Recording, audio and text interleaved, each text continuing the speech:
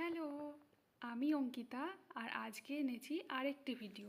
আমাদের ladies day আউটে সামসিং যাওয়ার প্রথম পর্বটার সমাপ্তি এখানেই হয়েছে। তার আগে চলুন আমার লাইফের ছোট্ট একটা গল্প আপনাদের সঙ্গে শেয়ার করি। আমার বেড়ে ওঠা নদিয়া জেলার ছোট্ট একটা আদ্যপ্রান্ত গ্রামে। সুতরাং গ্রাম বাংলার পরিবেশ, প্রকৃতি এবং মানুষজন আমার ভীষণ প্রিয়। আমার টিনেজ পর্যন্ত আমি একটা সার্কুলেটরি মোশনে আবদ্ধ ছিলাম। বাড়ি, স্কুল, কলেজ, টিউশন, ব্যাস।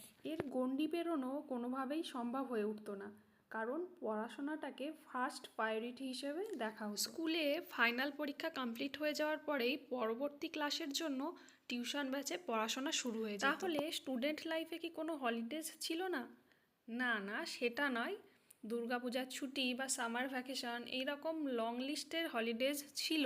তখন হয়তো বাবা মায়ের ফুরসত বা সামর্থ্য হতো না সবাই মিলে বাইরে কোথাও ঘুরতে যাওয়ার প্ল্যান করা। কলেজে পড়ার সময় আমার উপর একজন হেসেছিল। আমি নদিয়াবাসী হয়েও মায়াপুর যাইনি তখন। মহাপ্রভু শ্রী চৈতন্যদেবের জন্মস্থান নবদ্বীপ এবং তাকেই কেন্দ্র করে মায়াপুর ইস্কন মন্দির রয়েছে নদিয়াতে, যেটি আমার বাড়ি থেকে মাত্র 95 কিলোমিটার দূরে অবস্থিত। আজ সেই 95 কিলোমিটারের গণ্ডি পেরিয়ে বাড়ি থেকে প্রায় 600 কিলোমিটার দূরে অবস্থিত জলপাইগুড়িতে রয়েছি আমি চাকরি সূত্রে। মা বলতেন, নিজে পায়ে দাঁড়িয়ে গেলে দেখবি জীবন অনেক সুন্দর। সত্যি আজকে কথাগুলি খুব মনে পড়ে। তাদের দেখানো পথ অনুসরণ করেই আজ আমি এখানে। সামসিং যাওয়ার পথে আমাদের কিন্তু অলরেডি দুটো ভিউ পয়েন্ট কভার করা হয়ে গেছিলো। এক ছিল গাইডিবাস আর 2 বিন্দু হাইড্রো ইলেকট্রিক প্রজেক্ট। এখন বর্তমানে আমি যেখানে রয়েছি এটা হচ্ছে সুলতানি খোলা। রাস্তাটা দেখে মনে হচ্ছে হয়তো প্রায় সমতল, কিন্তু না, রাস্তাটা অনেকটা ঢালু ছিল। নামার সময় স্পিড কন্ট্রোল করতে একটু অসুবিধা হচ্ছিল।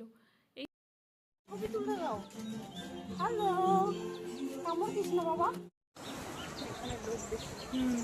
প্রচুর লোক আর কেওয়াস। চলে গেছে। চলেই তো যাবে। সুলতানে খোলা থেকে গাড়ি চেঞ্জ করে অন্য গাড়ি রিজার্ভ করে আপনাদের ঘোরাতে নিয়ে যাবে। তো সেখানে গেলে আপনারা হ্যাঙ্গিং ব্রিজ বা এই রকম বেশ কিছু ভিউ পয়েন্ট দেখতে পাবেন, বাট আমরা সেটা যাইনি। বর্তমানে এখন রয়েছি আমরা রকি আইল্যান্ডে। দেখতেই পাচ্ছেন এত সুন্দর প্রাকৃতিক দৃশ্য এখানে। প্রচুর পাথর আর সঙ্গে রয়েছে খরস্রোতা নদী। এটি ছিল মূর্তি নদী। নদীর জল ছিল বেশ ঠান্ডা। আমরা এই জলে হাত মুখ ভালো করে ধুয়ে অনেকক্ষণ বসেছিলাম পাথরের ওপর। এরপর রকি আইল্যান্ড থেকে বেরিয়ে পড়েছিলাম আমরা সামসিংয়ের উদ্দেশ্যে। চা বাগান ঘেরা খুব সুন্দর পথের মধ্যে দিয়ে আস্তে আস্তে হঠাৎ বৃষ্টি শুরু হয়। আকাশ পুরো মেঘাচ্ছন্ন হয়ে পড়ে, হালকা ঝিরিঝিরি বৃষ্টি শুরু হয়। ব্যাস, আমরা তখন নামছি সামসিং থেকে একদম নিচে, ডাউনফল।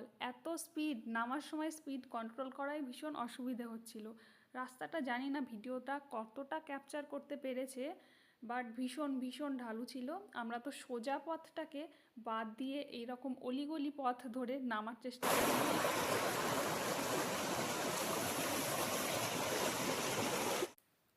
ঢালু রাস্তা বেয়ে নিচে নামতে নামতে অনেকগুলো থানকুনি পাতা দেখতে পাই এবং সেগুলোই আমি তুলে নিয়েছিলাম হাতে। একদম পাহাড়ের নিচেও রয়েছে কিন্তু হোমস্টে। এখানে এসে আপনারা রুম বুক করে থাকতে পারেন আর নদীর তীরে বসে একটা দিন অনায়াসে কাটাতে পারেন। এটি সাধারণত পিকনিক স্পট। শীতকালে এখানে পিকনিক করার জন্য অনেক দূর থেকে মানুষজন আসে। যারা পাহাড় ভালোবাসেন অথচ লোকজনের সমাগম বা ভিড় বা হই হট্টগোল এইগুলোকে অ্যাভয়েড করতে চান, তাদেরকে আমি বলবো ডুয়ার্স একদম পারফেক্ট চয়েস। পাহাড়ের নিচে শান্ত নিরিবিলি হোমস্টে, ঝিরিঝিরি বৃষ্টি আর রয়েছে খরস্রোতা নদীর স্রোতের আওয়াজ, সঙ্গে ময়ূরের ডাক। ব্যাস, আর কি চাই? এখানেই আমাদের সামসিং ট্যুর কমপ্লিট হয়, বাট পেট তখনও ইনকমপ্লিট। সুতরাং আমরা একটা ভালো রেস্টুরেন্ট দেখে বিরিয়ানি খেতে চলে যাই। তারপর একটু ফুচকা খেয়েছিলাম। আর এই দেখুন, চা শ্রমিকরাও কিন্তু বাড়ি ফিরছে এইভাবে। ব্যাস, আমরাও চলে এসেছি বাড়ি। টাটা।